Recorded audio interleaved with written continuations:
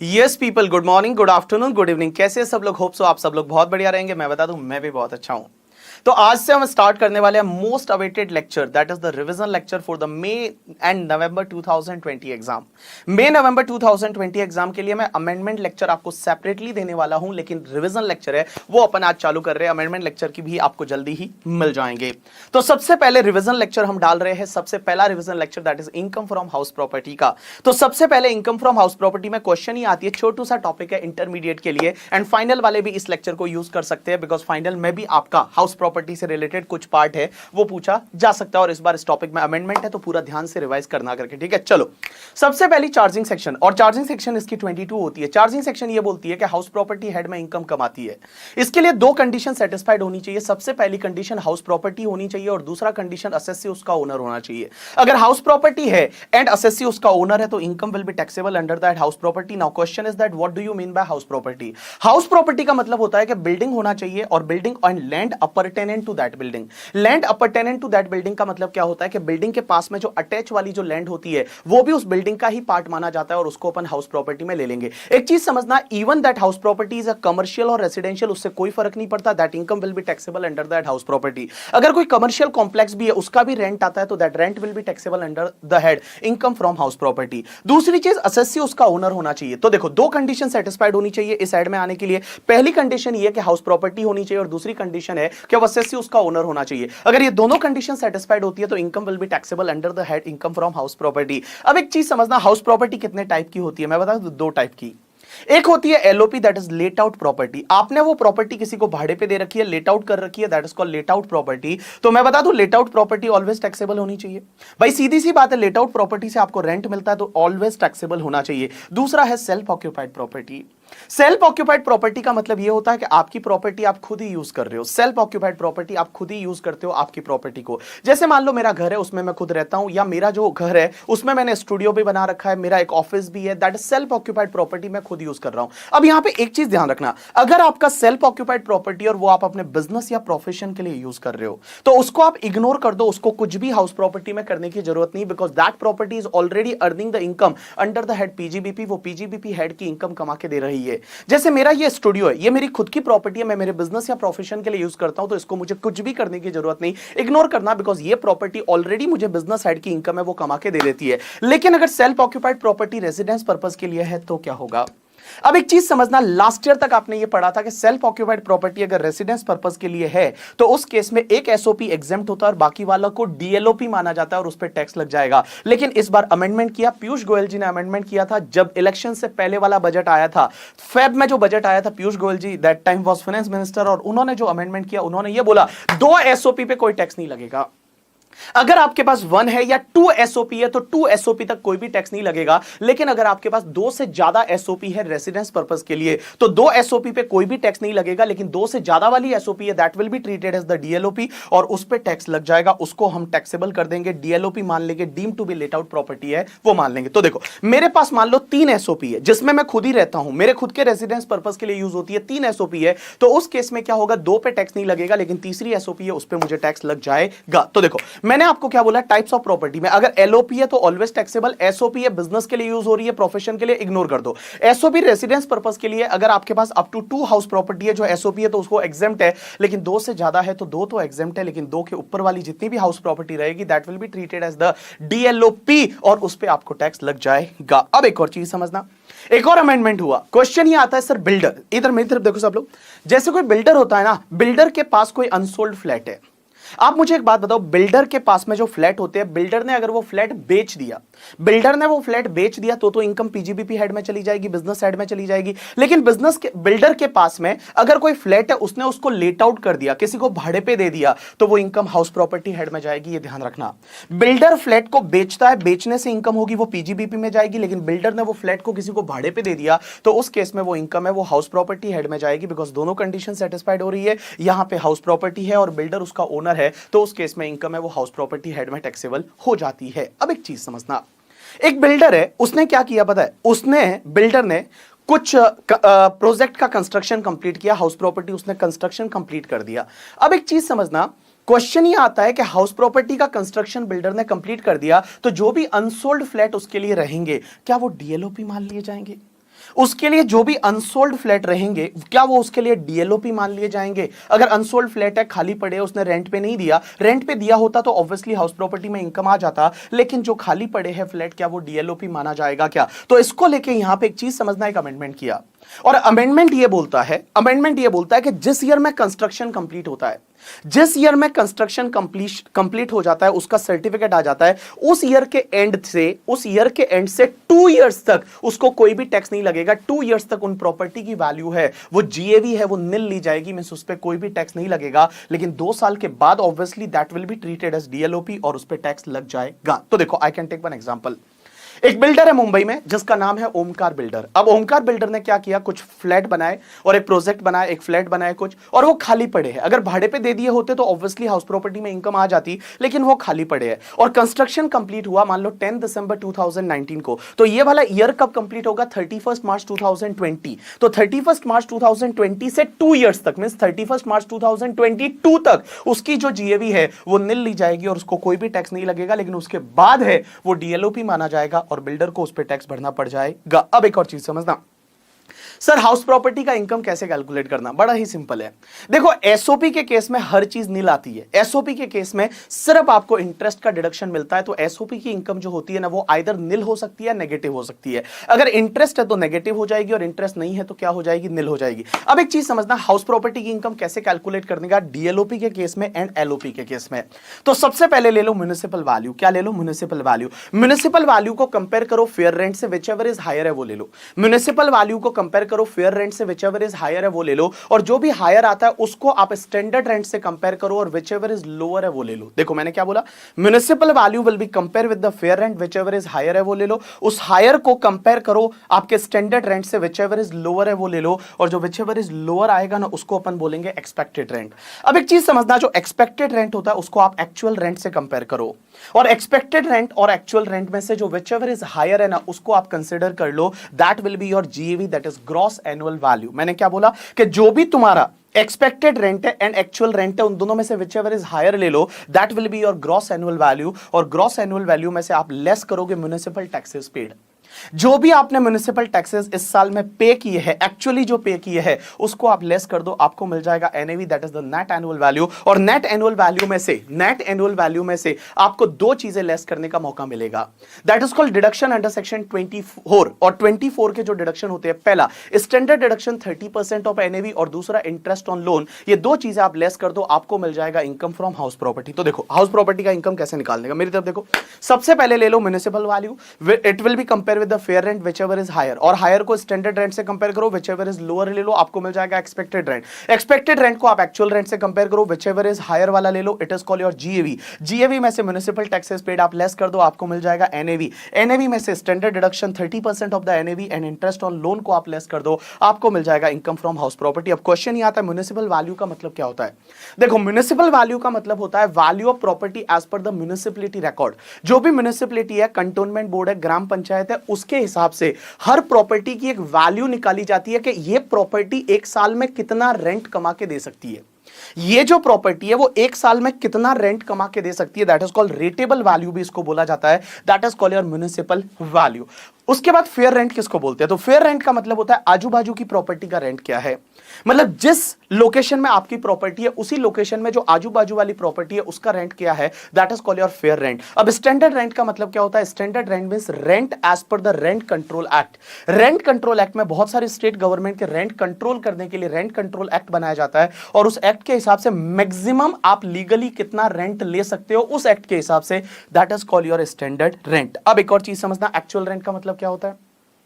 तो actual rent का मतलब होता है rent received plus receivable minus unrealised rent. क्या बोला मैंने? Rent received plus receivable minus unrealised rent. अब आप मुझे बोलोगे rent received plus receivable minus unrealised rent. Unrealised rent का मतलब क्या होता है? Bad debts of the rent.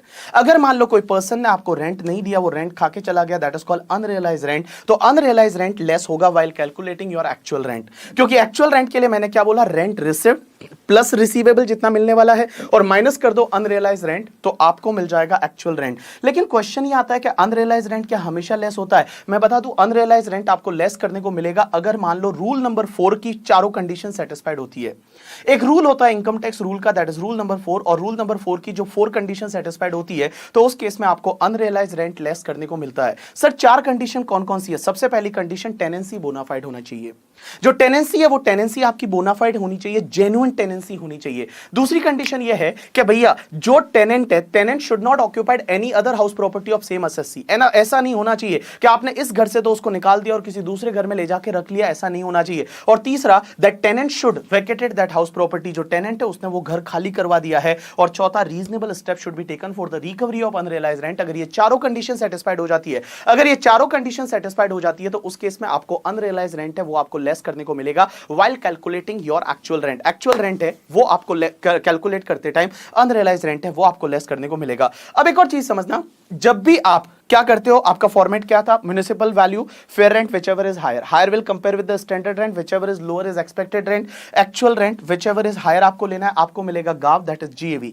GAV में से आपको म्युनिसिपल टैक्सेस है वो लेस करना है। Now question is that what do you mean bye municipal taxes? Municipal taxes का मतलब होता है ऐसे टैक्सेस जो भी म्युनिसिपैलिटी आपसे रिकवर करती है। जो म्युनिसिपैलिटी है या लोकल अथॉरिटी है, ग्राम पंचायत है, कंटोनमेंट बोर्ड है, वो आपसे जो टैक्सेस रिकवर करती है उस प्रॉपर्टी पे, उसको बोलते हैं म्युनिसिपल टैक्सेस। अब एक चीज समझना, म्युनिसिपल टैक्सेस को आप प्रॉपर्टी टैक्स भी बोल सकते हो, लोकल टैक्सेस भी बोल सकते हो, बहुत बार वाटर टैक्सेस भी बोलते हैं, बहुत बार सीवरेज टैक्सेस भी बोलते हैं। तो ये सब टैक्सेस होते हैं, that is called municipal taxes. अब एक चीज समझना, म्युनिसिपल टैक्सेस आपको लेस करने को मिलेगा, लेकिन एक चीज ध्यान रखना, municipal taxes is allowed on the payment basis. अगर आपने पेमेंट किया तो ही अलाउड होगा, अगर आपका आउटस्टैंडिंग है तो इस साल अलाउ नहीं होगा, जिस ईयर में पे करोगे उस ईयर में अलाउ होगा। मैंने आपको इंटर में पढ़ाते टाइम ये बताया था कि म्युनिसिपल टैक्सेस पे किया तो अलाउ होगा, नहीं किया तो नहीं होगा, जब करोगे तब होगा। तो municipal taxes is allowed on the payment basis, पे किया तो अलाउ होगा, नहीं किया तो नहीं होगा, जब करोगे तब होगा। एक और चीज समझना, म्युनिसिपल टैक्सेस अगर ओनर ने पे किया तो ही अलाउ होगा, टेनेंट ने पे किया तो अलाउ नहीं होगा। म्युनिसिपल टैक्सेस अगर ओनर ने पे किया तो ही अलाउ होगा, टेनेंट ने पे किया तो आपको अलाउ नहीं होगा, बिकॉज टेनेंट ने पे किया होगा म्युनिसिपल टैक्सेस तो ऑलरेडी आपका एक्चुअल जो रेंट है वो कम होगा, तो उसमें ऑलरेडी डिडक्शन मिल चुका, तो एक्चुअल रेंट ऑलरेडी कम आएगा करके, ठीक है। तो उस केस में म्युनिसिपल टैक्सेस अलाउ नहीं होगा, म्युनिसिपल टैक्सेस ओनर ने पे किया तो ही अलाउ होगा। अब एक चीज समझना, बहुत बार ऐसा होता है कि म्युनिसिपल टैक्सेस जो होता है ना वो परसेंटेज फॉर्म में दे रखा होता है, जैसे 10%, 15%, 20%, 8%। तो ये परसेंटेज आप किसका लोगे? म्युनिसिपल वैल्यू का लोगे। तो ध्यान रखना, अगर म्युनिसिपल टैक्सेस आपको परसेंटेज फॉर्म में दे रखा है तो you have to take the municipal taxes of the municipal value पे आपको कैलकुलेट करना है। Next part is very interesting, that is interest on loan. देखो, इंटरेस्ट ऑन लोन का आपको डिडक्शन मिलता है, लेकिन loan should be taken for the purpose of house property. Purpose of house property means loan अगर आपने परचेज के लिए लिया है, कंस्ट्रक्शन के लिए लिया है, रिपेयर के लिए लिया है, रिनोवेशन के लिए लिया है, तो परचेज, कंस्ट्रक्शन, रिपेयर, रिनोवेशन के लिए अगर आपने लोन लिया है तो आपको डिडक्शन मिल जाएगा इंटरेस्ट ऑन लोन का। अब एक और चीज समझना, interest is allowed on the due basis. Interest है वो ड्यू बेसिस पे अलाउ होगा, मींस इस साल का जो इंटरेस्ट है वो इस साल अलाउ होगा, इवन आपने पेमेंट नहीं किया तो भी आपको इंटरेस्ट का डिडक्शन है वो इंटरेस्ट का डिडक्शन आपको मिल जाएगा। लेकिन एक चीज समझना, interest on interest is not allowed, that is called penalty interest. आपका इंटरेस्ट बाकी था, उस पर और इंटरेस्ट लगाया तो क्या वो वाला इंटरेस्ट अलाउ होगा? Answer is no. Interest on interest है वो आपको अलाउ नहीं होगा। एक और चीज समझना, सर लोन किससे लेना है? किसी से भी लो। लोन अगर आपने बैंक से लिया, फाइनेंशियल इंस्टीट्यूशन से लिया, फ्रेंड से लिया, फैमिली से लिया, ट्रस्ट से लिया, किसी से भी लिया, तो आपको डिडक्शन है वो डिडक्शन इंटरेस्ट का मिल जाएगा। अब एक और चीज समझना, सर इंटरेस्ट कितना अलाउ होता है, क्या उसका कोई लिमिट है? क्या? Answer is yes. लेकिन एक चीज समझना, एलओपी और डीएलओपी के केस में कोई लिमिट नहीं है। एलओपी और डीएलओपी के केस में कोई लिमिट नहीं है, जितना इंटरेस्ट है वो पूरा अलाउ हो जाएगा। अगर एलओपी है, लेट आउट प्रॉपर्टी है, या deem to be let out property, क्योंकि let out property and deem to be let out property always taxable होती है, तो डीएलओपी और एलओपी के केस में कोई भी लिमिट नहीं है। लेकिन एक बात समझना, एसओपी के केस में लिमिट है। जो एसओपी है वो एसओपी के केस में लिमिट है। एसओपी जो है, एसओपी कितनी ले सकते हो? 2 प्रॉपर्टी एसओपी ले सकते हो। तो एसओपी के केस में लिमिट है। कितना लिमिट है? उसमें 2 पार्ट, एक स्पेशल केस, एक नॉर्मल केस। एक स्पेशल केस, एक नॉर्मल केस। स्पेशल केस क्या बोलता है कि लोन इज टेकन ऑन और आफ्टर 1/4 1/4/1999 पहला condition, loan is taken on और after 1/4/1999. Second condition, loan is taken for the purchase और construction of house property. And third condition, if loan is taken for the purpose of construction then construction has to be completed within 5 year from the end of the financial year in which loan was taken. अगर आपका case special case में आता है तो special case में देखो तीन condition. पहली कंडीशन ये कि loan is taken for purchase construction of the house property. Loan is taken on और after 1/4/1999. And if loan is taken for the construction of house property then construction has to be completed within 5 years from the end of the previous year in which loan was taken. अगर ये तीन condition satisfied होती है तो आपको maximum SOP के case में 2 लाख का इंटरेस्ट का डिडक्शन मिलेगा. लेकिन अगर ये तीन कंडीशन सेटिस्फाइड नहीं होती है तो आप नॉर्मल केस में जाओगे और वहां मैक्सिमम आपको 30,000 का डिडक्शन मिलेगा. You got my point or not? Yes, मैं वापस बोल रहा हूं, समझने की कोशिश करना. सर इंटरेस्ट के लिए लिमिट क्या है? इंटरेस्ट कितना डिडक्शन मिलेगा, इंटरेस्ट कितना अलाउ होगा? तो देखो बेटा, इंटरेस्ट अगर एलओपी डीएलओपी है तो उसमें पूरा इंटरेस्ट अलाउ हो जाएगा. जितना इंटरेस्ट है वो पूरा डिडक्शन आपको मिल जाएगा. मींस नो लिमिट, कोई लिमिट ही नहीं है. ये ध्यान रखना, एलओपी डीएलओपी के केस में कोई लिमिट नहीं है. लेकिन एसओपी के केस में लिमिट है. दो case, special case and normal case. Special case ये बोलता है कि लोन इज टेकन ऑन और after 1/4/1999. Loan is taken for purchase और construction of house property. And if loan is taken for construction then construction has to be completed within 5 year from the end of the financial year in which loan was taken. तो उस case में maximum 2 lakh का deduction मिलेगा. और अगर मान लो आप normal case में जाते हो तो 30,000 का डिडक्शन मिलेगा. अब एक बात समझना, ये स्पेशल केस ये हो गया. नॉर्मल केस में कौन कौन सा जाएगा? अगर लोन है वो 1/4/1999 से पहले लिया है, या फिर लोन आपने रिपेयर या रिनोवेशन के लिए लिया है. क्योंकि यहां पे स्पेशल केस में परचेज एंड कंस्ट्रक्शन लिखा हुआ है, तो रिपेयर रिनोवेशन के लिए तो किस में 30 में चला जाएगा. या फिर लोन आपने परचेज कंस्ट्रक्शन के लिए लिया है, लेकिन कंस्ट्रक्शन के लिए लिया है लेकिन कंस्ट्रक्शन 5 साल में कंप्लीट नहीं हुआ, तो उस केस में भी मैक्सिमम 30,000 का डिडक्शन मिल जाएगा. अब एक और चीज समझना, इस साल से ये डाउट आ सकता है कि सर मेरे पास 2 एसओपी है. अब एक एसओपी है वो स्पेशल केस में आ रही है और दूसरी एसओपी नॉर्मल केस में आ रही है.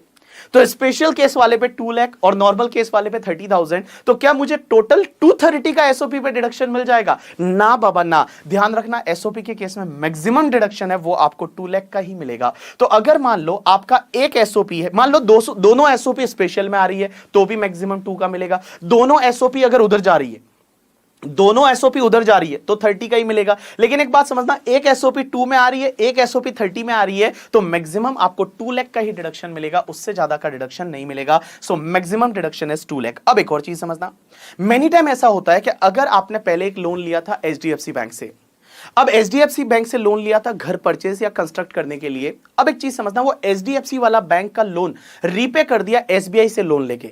आपने एसबीआई से लोन लिया एचडीएफसी बैंक के लोन को रीपे करने के लिए. तो क्वेश्चन ये आता है कि जो नया लोन आपने लिया वो नए लोन पे जो इंटरेस्ट पे करेंगे क्या उसका भी डिडक्शन मिल जाएगा? एनी आंसर इज यस, उसका भी डिडक्शन मिल जाएगा. तो any fresh loan is taken for the repayment of the earlier loan and earlier loan was taken for the purpose of house property. तो जो भी आप फ्रेश लोन पे इंटरेस्ट पे करोगे उसका भी आपको डिडक्शन मिल जाएगा, कोई दिक्कत नहीं है. अब एक चीज यहां पे समझना, अगर लोन इंडिया के बाहर से लिया जाता है और इंडिया के बाहर किसी को आप इंटरेस्ट पे करते हो तो इंटरेस्ट का डिडक्शन आपको तभी मिलेगा अगर आपने उसका टीडीएस काटा है एंड काट के गवर्नमेंट को जमा करवाया है. अगर आपने टीडीएस नहीं काटा या काटा बट गवर्नमेंट को जमा नहीं करवाया तो उस केस में आपको इंटरेस्ट का डिडक्शन है वो नहीं मिलेगा. अब एक कंसेप्ट आता है प्री कंस्ट्रक्शन या एक्विजिशन पीरियड इंटरेस्ट.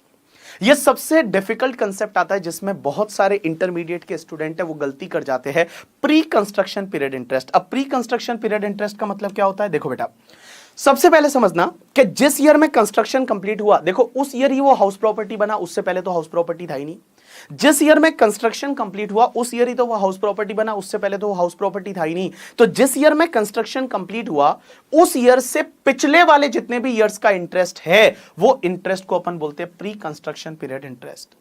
तो pre construction period interest means interest paid or accrued before the year of construction. जैसे कंस्ट्रक्शन मान लो 1920 में कभी भी कंप्लीट हुआ तो 1920 से पहले वाला मींस 31 मार्च 2019 तक का जो इंटरेस्ट है ना, that is called your pre construction period interest. अब क्वेश्चन ये आता है प्री कंस्ट्रक्शन पीरियड इंटरेस्ट है, क्या उसका भी डिडक्शन मिलता है? Answer is yes. Pre construction period interest is allowed in the 5 equal instalment. 5 equal instalment में अलाउ हो जाएगा from the year in which construction was completed. तो जिस ईयर में कंस्ट्रक्शन कंप्लीट हुआ उस ईयर से आपको प्री कंस्ट्रक्शन पीरियड इंटरेस्ट मिलेगा इन द 5 equal installment. तो suppose construction is completed in the 1920. So 1920 से 5 equal installment में जो भी till 31st मार्च 2019 तक का जो इंटरेस्ट था उसका डिडक्शन आपको मिल जाएगा. अब एक चीज समझना, यहां प्री एक्विजिशन भी हो सकता है.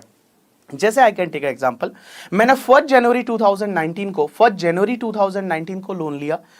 हाउस को परचेज करने के लिए। मैंने हाउस परचेज किया मान लो जुलाई 2019 में, तो अब एक बात समझना, जुलाई 2019 तो 1920 का इंटरेस्ट तो अलग हो जाएगा, लेकिन जो 31 मार्च 2019 तक का जो इंटरेस्ट है, 1 जनवरी 2019 से 31 मार्च 2019 तक का इंटरेस्ट है, उसको अपन बोलेंगे प्री एक्विजिशन पीरियड इंटरेस्ट, और ये भी आपको अलाउ हो जाएगा in the 5 equal instalment from the year in which purchase is made. तो परचेज आपने 1920 में किया तो 1920 से आपको 5 इक्वल इंस्टॉलमेंट में ये इंटरेस्ट अलाउ हो जाएगा। अब एक और चीज समझना, अनरियलाइज रेंट के बारे में ऑलरेडी डिस्कस कर चुका हूं। उसके बाद arrears of rent. Arrears of rent का मतलब क्या होता है कि रेंट अगर आपका डिस्प्यूट में चला जाता है, मेनी टाइम क्या होता है, रेंट को लेकर डिस्प्यूट हो जाता है, आप बोलते हो 20,000 है, वो बोल रहा है 25,000 है, तो उसमें 5,000 को लेकर डिस्प्यूट हो गया, तो डिस्प्यूटेबल रेंट पे अभी आप टैक्स नहीं भरते हो, लेकिन जिस ईयर में रिकवरी होगी उस ईयर में टैक्स आप भरोगे। तो एक चीज समझना, क्वेश्चन ये आता है कि अब अगर अनरियलाइज रेंट या अरियर्स ऑफ रेंट का रिकवरी होता है, जो भी अनरियलाइज रेंट है एंड अरियर्स ऑफ रेंट है, उसका जब रिकवरी होता है तो उस ईयर में टैक्सेबल होता है। अब एक चीज समझना, जिस ईयर में रिकवरी होता है उस ईयर में टैक्सेबल होता है, लेकिन कितना टैक्सेबल होगा, 70%। 30% का स्टैंडर्ड डिडक्शन मिल जाएगा। तो arrears of rent and unrealised rent का recovery is taxable in the year in which it is recovered, and 30% का स्टैंडर्ड डिडक्शन मिलेगा, 70% है वो टैक्सेबल हो जाएगा। एक और चीज समझना, उस ईयर में भले आप उस हाउस प्रॉपर्टी के ओनर हो या नहीं, जैसे मेरा अनरियलाइज रेंट है किसी हाउस प्रॉपर्टी से रिलेटेड है, उसको मैं ऑलरेडी 5 इयर्स बैक सोल्ड कर चुका हूं, और उस घर का मुझे अरियर्स या अनरियलाइज रेंट इस साल में रिकवर होता है, मेरा मैं उस घर का आज ओनर नहीं हूं, तो भी वो टैक्सेबल होगा, 70% टैक्सेबल हो जाएगा। और उससे रिलेटेड, रिकवरी से रिलेटेड कोई एक्सपेंडिचर किए हैं तो उसको इग्नोर करने हैं, वो आपको अलाउ नहीं होते।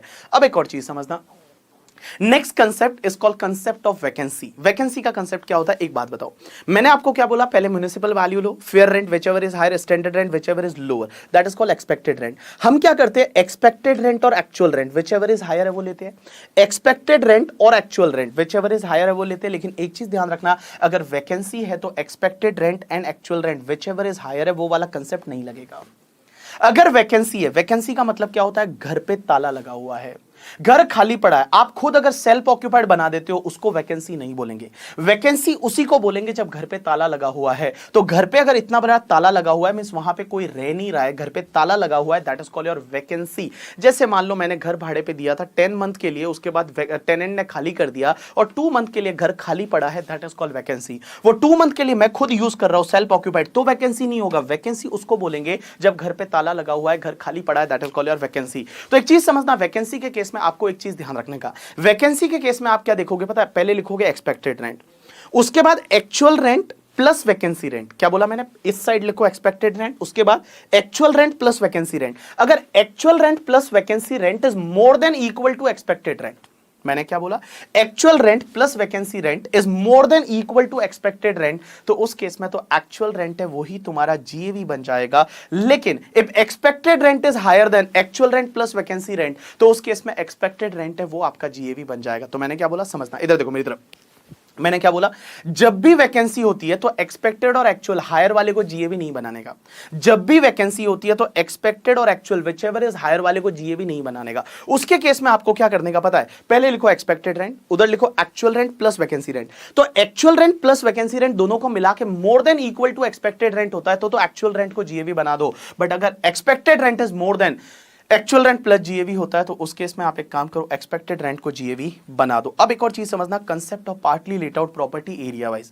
मेनी टाइम ऐसा हो सकता है कि आपका जो हाउस प्रॉपर्टी है उसमें से कुछ एरिया लेट आउट है और कुछ एरिया सेल्फ ऑक्यूपाइड है। तो आप एक काम करो कि जो लेट आउट वाला एरिया है ना उसको एलओपी मान लो और सेल्फ ऑक्यूपाइड वाले एरिया को एसओपी मान लो। जैसे हो सकता है मेरा 3 BHK घर है, उसमें से मैंने क्या किया, एक रूम किसी को भाड़े पे दे रखा है, तो जितना भाड़े वाला पार्ट है उसको मैं एलओपी मानूंगा और जितना मैं खुद यूज कर रहा हूं उसको मैं एसओपी मानूंगा। 2 कॉलम बनाऊंगा मैं, एक एसओपी एक एलओपी। अब एक और चीज समझना, इसमें क्या होगा, म्युनिसिपल वैल्यू वगैरह है वो तो पूरे हाउस प्रॉपर्टी का रहेगा।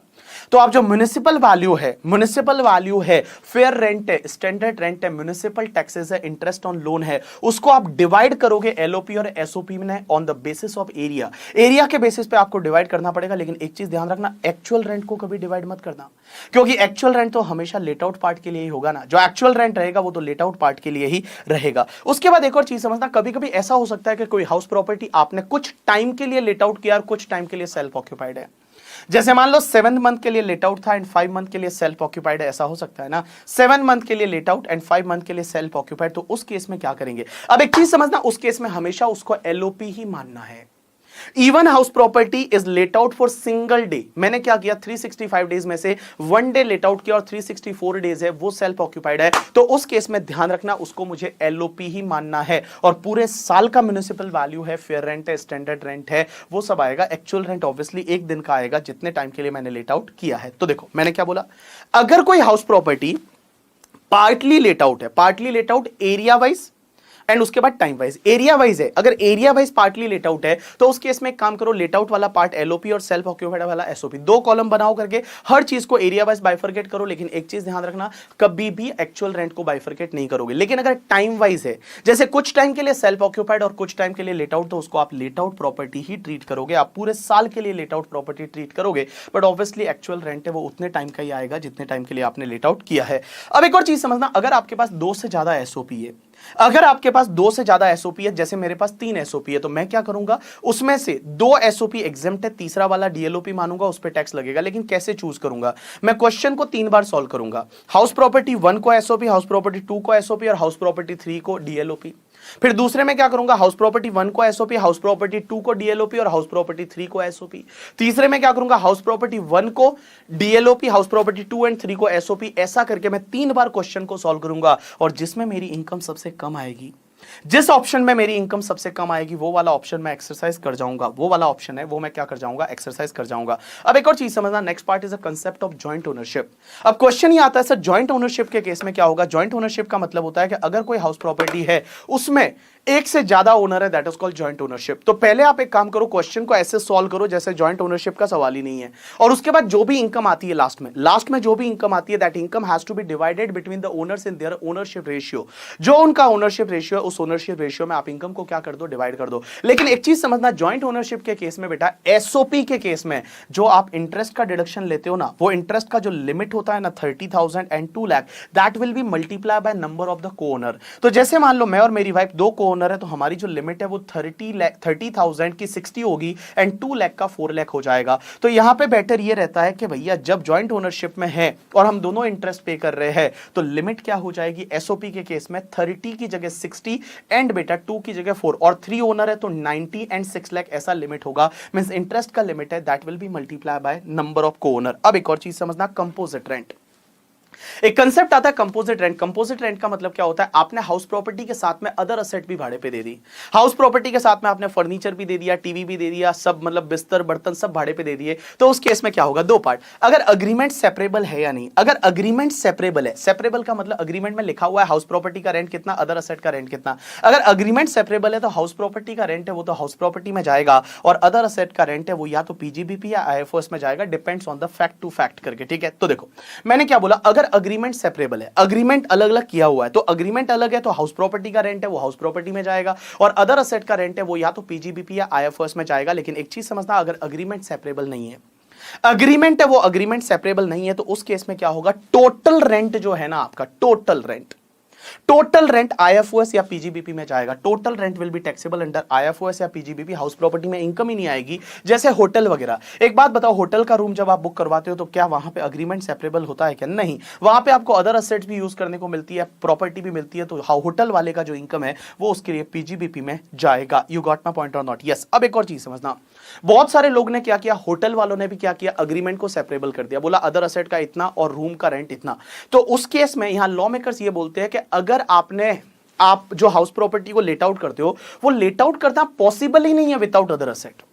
अदर असेट के बिना वो हाउस प्रॉपर्टी को लेट आउट करना पॉसिबल ही नहीं है। एक बात बताओ, होटल के रूम को क्या अदर असेट के बिना लेट आउट करना पॉसिबल है? Answer is no. तो उस केस में टोटल रेंट है वो पीजीबीपी या आईएफओएस में जाएगा, इवन अग्रीमेंट इज सेपरेबल। भले आपने अग्रीमेंट सेपरेबल कर दिया तो भी अगर अदर असेट के बिना वो प्रॉपर्टी को लेट आउट करना पॉसिबल ही नहीं है, फीजिबल ही नहीं है, तो उस केस में total rent will be taxable under the head income from business and profession या income from other sources. You got my point or not? Yes. Deemed owner का मतलब क्या होता है तो मैं बता दूं, डीम्ड ओनर। अब एक चीज समझना, मैंने क्या बोला था, हाउस प्रॉपर्टी हेड में इनकम तभी आएगी जब आप उसके ओनर होते हो। अब यहां पे एक कंसेप्ट आता है डीम्ड ओनर का, मींस आप ओनर नहीं हो तो भी आप ओनर माने जाओगे। सबसे पहली चीज, अगर मान लो मैंने मेरे स्पाउस को कोई हाउस प्रॉपर्टी ट्रांसफर कर दी विदाउट कंसिडरेशन या इनएडिक्वेट कंसिडरेशन से। So if any individual transfer a property to his or her spouse for without consideration, inadequate consideration, तो उस केस में भले रजिस्टर्ड ओनर मेरी वाइफ होगी तो भी डीम्ड ओनर मैं माना जाऊंगा और मेरे हाथ में income from house house property का इनकम आ जाएगा।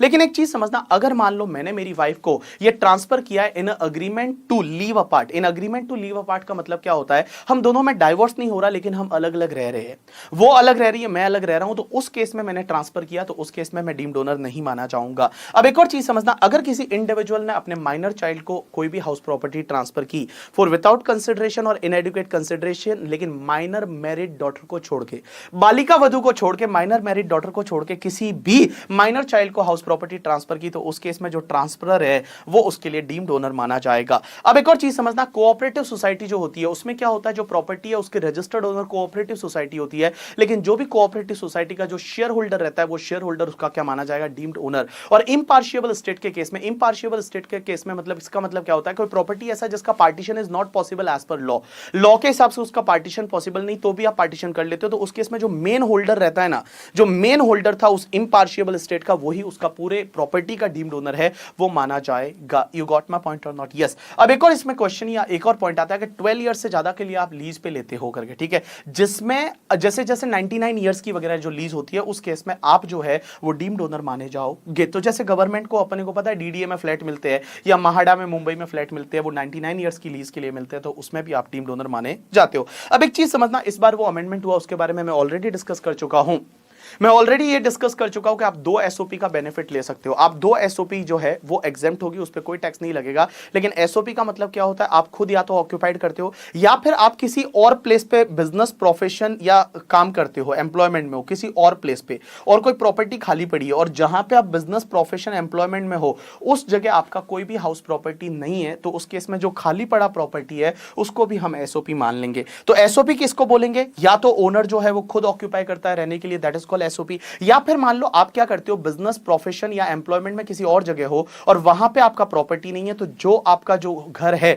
वो तुम्हारा खाली पड़ा है, वो खाली पड़ा जो घर है वो भी तुम्हारा एसओपी माना जाएगा। जैसे I can take one example, मान लो राजस्थान में मेरा घर है जो खाली पड़ा है, मैं मुंबई में क्या करता हूं, बिजनेस प्रोफेशन करता हूं या एम्प्लॉयमेंट में हूं, और मुंबई में मेरा कोई घर नहीं है, मुंबई में मेरा कोई घर नहीं है, तो उस केस में जो राजस्थान में मेरा घर है वो एसओपी माना जाएगा। You got my point or not? Yes. चलो डन। सो यहां पे कंप्लीट हो जाता है आपका topic, that is the income from house property. Guys इसको 1-2 बार अच्छे से रिवाइज करना, और कम से कम एग्जाम से पहले 7-8 बार रिवाइज करोगे, और रिवाइज करने के बाद जितने भी इसके क्वेश्चंस है वो क्वेश्चंस कर लोगे, आपसे ऑल क्वेश्चंस है वो हो जाएंगे, इसमें कोई भी दिक्कत नहीं आएगी। और बेटा अभी आपके लिए टाइम ज्यादा नहीं है, लग जाओ पूरा जिंदगी में, ठीक है, मतलब पूरी लाइफ का सबसे इंपॉर्टेंट एग्जाम है, आप देने वाले हो इंटरमीडिएट का एग्जाम, तो अब आप उसमें लग जाओ और 100% अपना दे दो करके, ठीक है, और अच्छे से पढ़ाई करो। थोड़ा इंस्टाग्राम है उसको थोड़ा दूर करो, इंस्टाग्राम व्हाट्सएप सोशल मीडिया की जितनी भी वेबसाइट है उसको दूर रहो। सिर्फ यूट्यूब पे बीबी सर का जो चैनल है वो सब्सक्राइब नहीं किया तो आप सब्सक्राइब कर लो, बेल आइकन दबा दो, जब भी नया लेक्चर मैं अपलोड करूंगा रिवीजन, आपको उसका नोटिफिकेशन है वो नोटिफिकेशन